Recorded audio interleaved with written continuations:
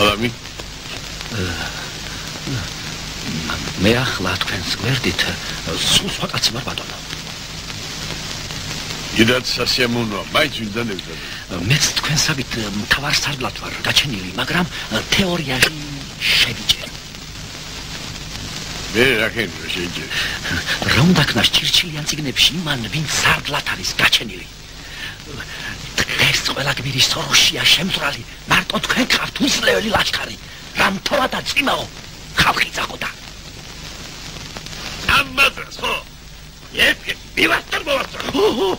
მე თქვენს დაპყრობილ ქვეყნებში წესრიგს დავამყარებ. მე წინასწარ მეტყველივით ხედავ თქვენ სახეში უდრეგ ძალას.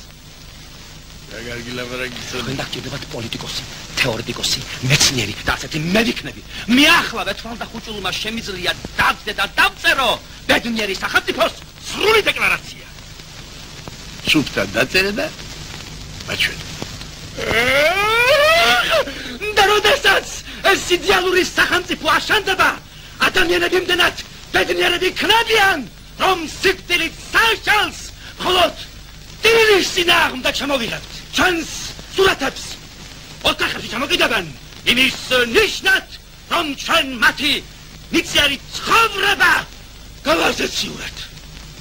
ეს კვათვარ გაგექცა თავიდან.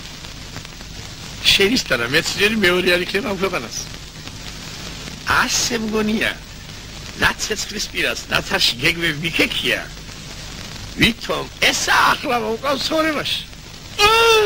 რა სამურია ზამთარში ცეცხლის პირას ნაცრის ქეთვა და ფიქრები კაცობრიობაზე, ქვეყნის დასაბამზე და დასასრულზე, პირილი და ოცნება.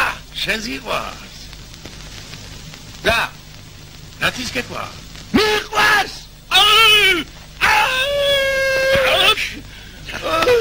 მიყვარს!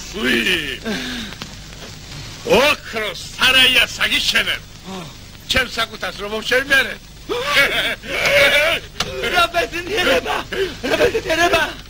თქვენ დაგჭირდებათ პოლიტიკოსი, მეცნიერი და ასეთი მე ვარ.